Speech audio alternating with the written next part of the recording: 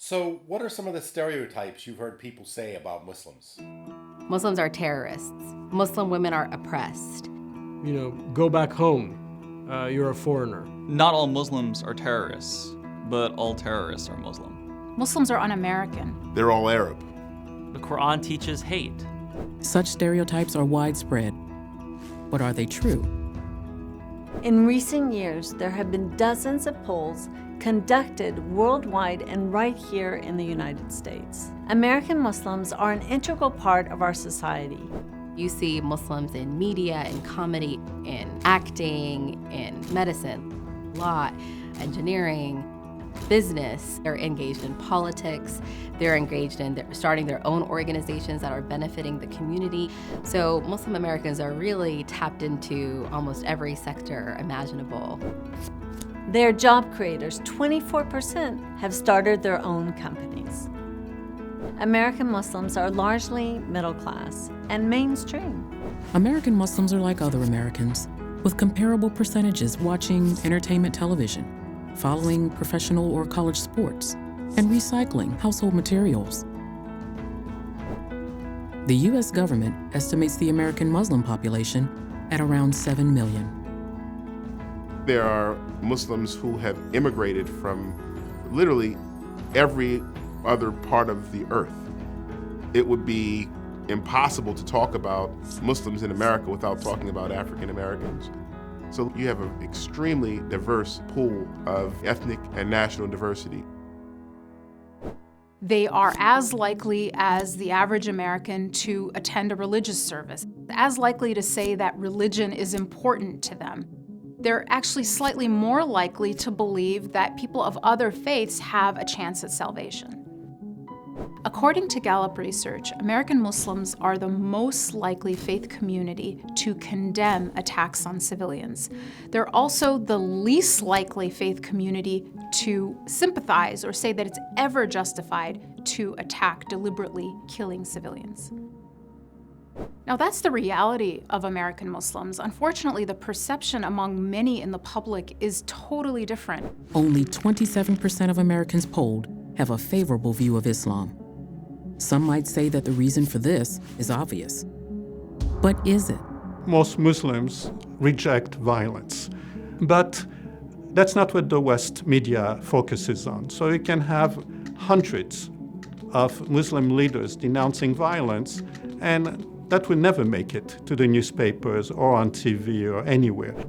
Certainly it's a fact that there are some Muslims out there who want to do harm to others, but I have seen nothing to suggest that Muslims as a community or Islam as a religion is more likely to lead to people to violence. Terrorism in America is sort of almost a melting pot. There are a lot of different types of motivations that drive terrorist attacks in the United States. Very few of the attacks that have actually been carried out have been motivated by Islamism. I think a lot of people have a misunderstanding that Muslims are carrying out attacks and they're always targeted at Christians or at non-Muslims, but it is much more often the case that their actual victims are Muslims. According to the National Counterterrorism Center, Muslims worldwide are the main targets of extremist violence and are between 82 to 97% of those killed or injured in terrorist attacks. Then why are Muslims mainly presented as the perpetrators of terrorism rather than as the primary victims? Why don't more Americans view average, faithful Muslims as the true representatives of Islam rather than the extremists?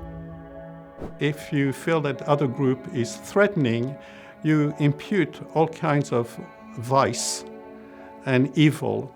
You reduce them to stereotypes, and often you use the most extreme member of the other group as representative of that stereotype. What fear does to people, according to neuroscience, is it increases their acceptance of authoritarianism, conformity, and prejudice. The result is the marginalization of Muslims in America's civic, social, and political life. Society is telling them that they're not a part of the American society. They're not a part of the fabric of this country.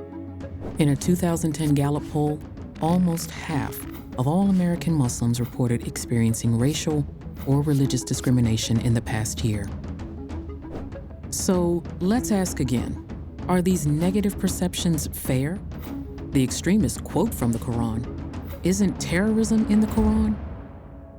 The Quran does speak about terrorism, but it uses a very specific word. In Arabic, it's called irjaf. And this word irjaf means crooked action to instill fear and violence in people, but that fear and that violence is based on hypocrisy. So according to the Quranic paradigm, terrorism or extremist behavior is really an acting out of hypocrisy.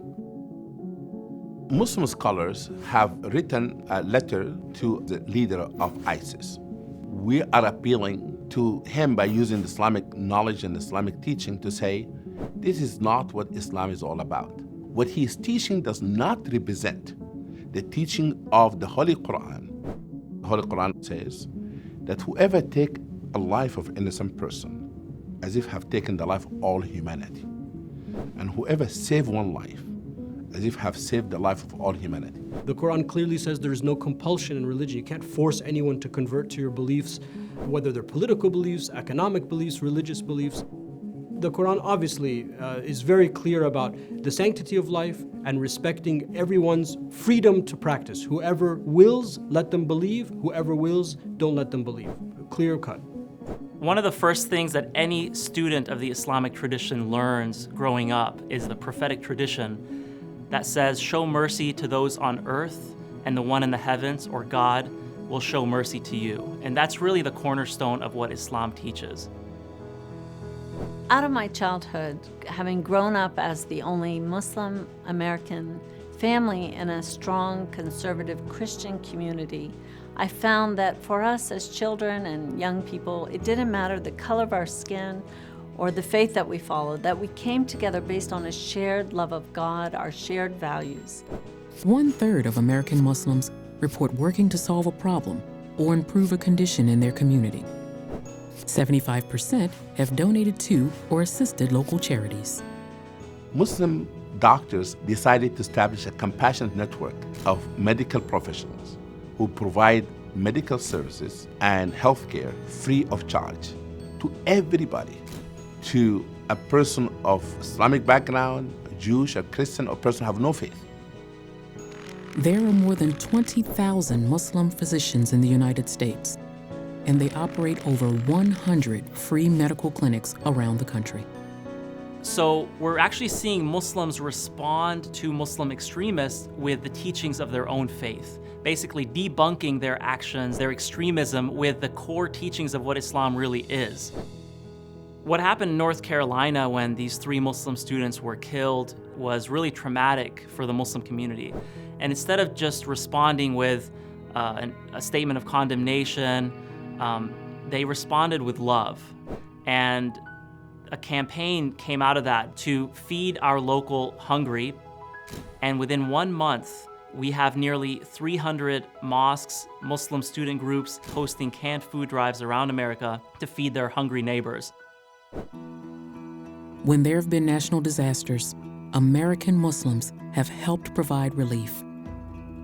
Answering the call of their faith, they serve and sacrifice for their fellow Americans in many ways.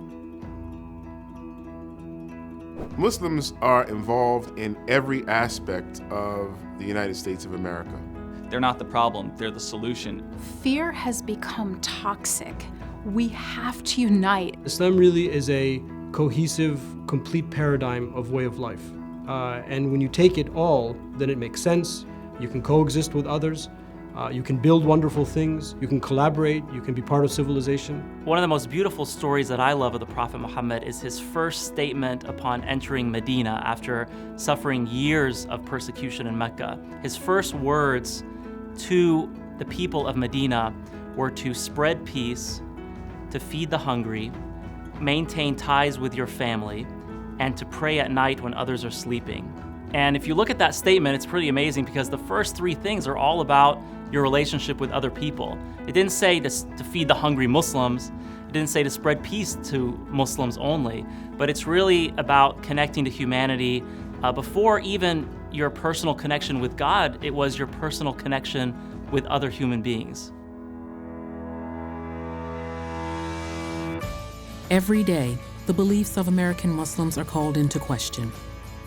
Don't be fooled by the actions of extremists. Speak up against unfair stereotypes.